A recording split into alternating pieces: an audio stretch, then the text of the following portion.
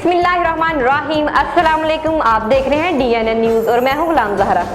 अब रुख करते हैं खबरनामे की तरफ। मुल्क पाकिस्तान के अजीम सनाख्वा मुस्तफ़ा पीर साजिद हुसैन चिश्ती कादरी बंगा हयात के नवाही गांव चक नंबर D65 चिश्तियाँ के रहायशी सनाख्वा मुस्तफ़ा पीर साजिद हुसैन चिश्ती ने पाकिस्तान के मुकाबला हुसन नात में पहली पोजीशन हासिल करने पर दीवान हामिद मसूद चिश्ती फारूकी साहब ने मुबारकबाद दी और दरबार बाबा फरीदुद्दीन गंज चक्र के मज़ार पर हाजिरी दी और मियाँ अरसलान भट्टी और मियाँ शाहद फरीद मानका और मियाँ अकरम रजा मानका और पाकिस्तान के अजीम सनाख्वा मुस्तफ़ा जनाब मोहतरम अहमद अली हाकम साहब ने मुबारकबाद दी और मोहब्बतों से नवाजा और दीगर दोस्त अहबाब की जानिब से भी मुबारकबाद दी गई।